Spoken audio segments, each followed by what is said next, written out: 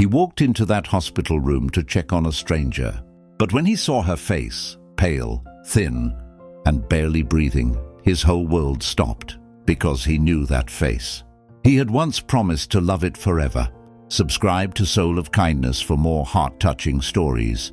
Ethan Cole was a 27-year-old hospital volunteer.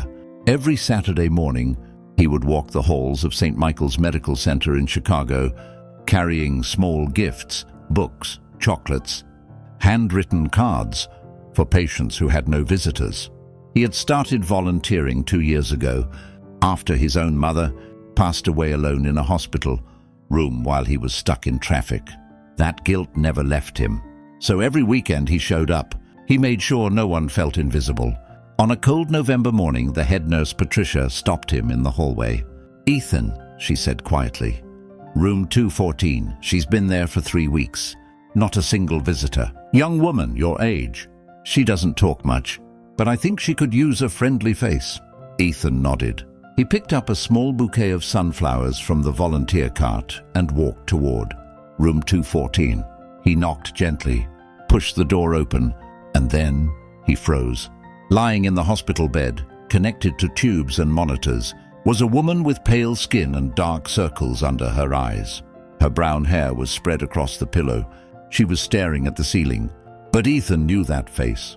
Even like this, exhausted, fragile, and broken, he knew her. It was Claire Dawson, his ex-wife, the woman he had divorced 3 years ago, the woman he had once loved more than anything in this world. The woman he had let go because he believed, truly believed, that she had betrayed him. Claire slowly turned her head. When her eyes met his, she didn't look surprised. She didn't look angry. She just looked tired. "Ethan," she whispered. Her voice was barely there. He couldn't move. The sunflowers fell from his hand. "What?" he started. "What happened to you?" She closed her eyes. A small, sad smile crossed her lips. "You should go," she said softly. "You don't need to be here." But Ethan's legs wouldn't move. He picked up the sunflowers. He pulled a chair to her bedside, and he sat down. They had met in college, Ethan and Claire. Everyone said they were meant for each other. He was quiet and steady.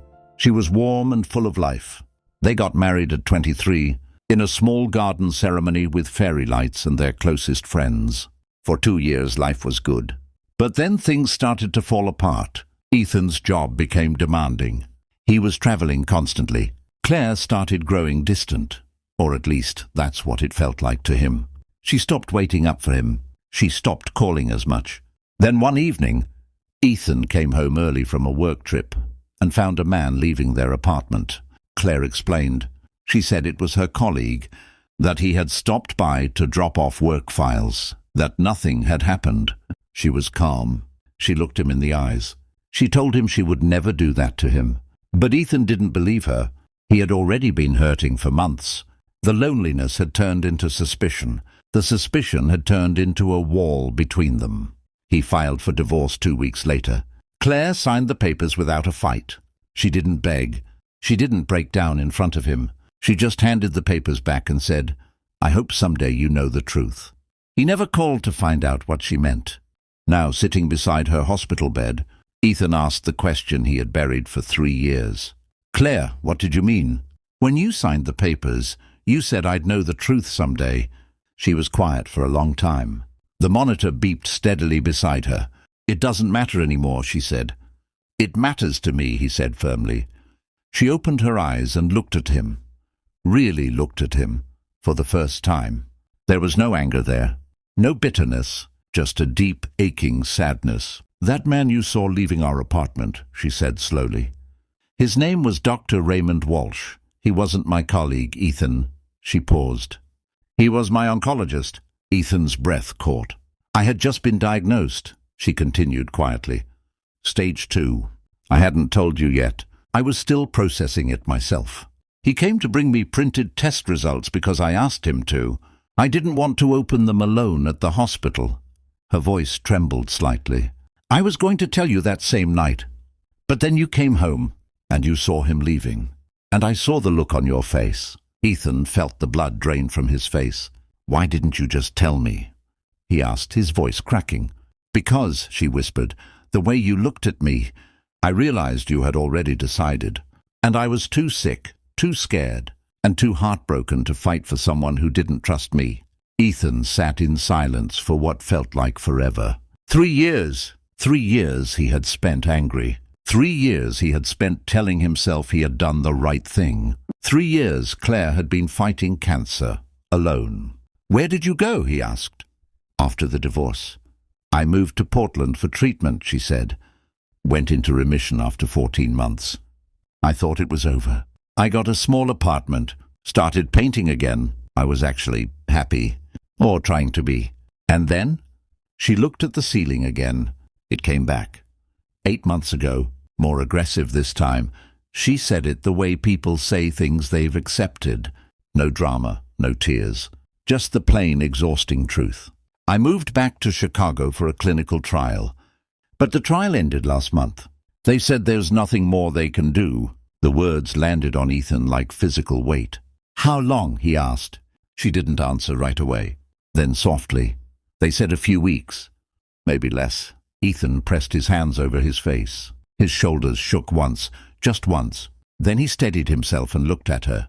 Is there anyone? He started. No, she said simply. My parents passed. My sister is overseas. She doesn't know how bad it is. She glanced at him with those tired eyes.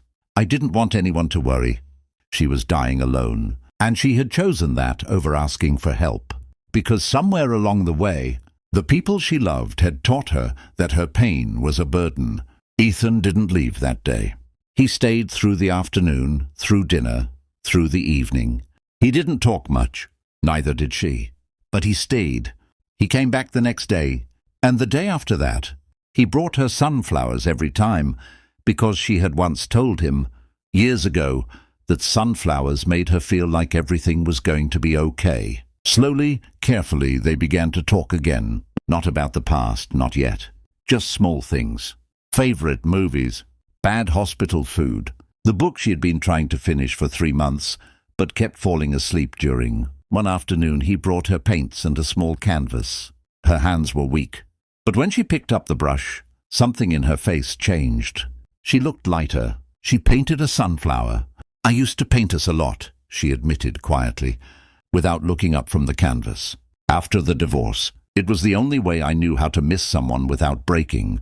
Ethan looked at her. I'm sorry, Claire, he said. I'm so sorry I didn't listen. She set the brush down. She looked at him for a long moment. I know, she said.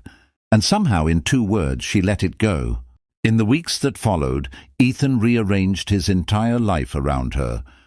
He called her sister in Germany, Emily, who broke down crying on the phone and booked a flight within the hour. He contacted Claire's old friends, who came with flowers and photos, and years of laughter that they brought right into that hospital room. For the first time in months, room 214 was full. Claire looked around one evening at all the people who had shown up. Emily holding her hand, old friends crowded near the window, Ethan sitting beside her like he had always been there, and her eyes filled with tears. I thought no one would come, she whispered. We're here, Ethan said. We're all here. One night, when the room had emptied and it was just the 2 of them, Claire reached over and took his hand. Do you remember, she said softly, our first apartment? That tiny place with the broken heater? He laughed, a real laugh. We slept in our coats for a week. We were so happy, though, she said. We were, he agreed. She squeezed his hand. I don't want you to feel guilty, Ethan. I need you to hear that. Whatever time I have left, you've made it beautiful. That's enough. He couldn't speak, so he just held her hand tighter. Claire passed away on a Thursday morning in December. The sunlight was just coming through the window. Emily was holding her left hand. Ethan was holding her right. She didn't go in fear. She didn't go in pain. She went quietly, the way the last page of a beautiful book turns, gently, peacefully, with meaning in every word that came before. At her small memorial, Ethan stood up to speak. His voice broke twice. He held it together the best he could. Claire never stopped believing in people, he said. Even when I failed her. She never became bitter. She never stopped being kind. She just kept loving quietly. And I think that's the bravest thing a person can do. He paused. She taught me something I should have learned long ago. That love is not just a feeling, it's a choice. A daily choice. To trust, to ask, to stay, even when it's hard. I made the wrong choice, and I have to live with that. He looked down at his hands. But I'm grateful. I'm grateful I walked into that room. I'm grateful I got to sit beside her. I'm grateful she forgave me when she had every reason not to. He placed a single sunflower on her photograph. Rest now, Claire. You carried enough. Some people leave our lives and we think it's forever. We tell ourselves we're right. We build walls and call them strength. But sometimes the person you let go was never guilty of anything, except loving you through your own fear. Don't wait for a hospital room to tell the truth. Don't wait until it's too late to listen, because some goodbyes you never get to take back.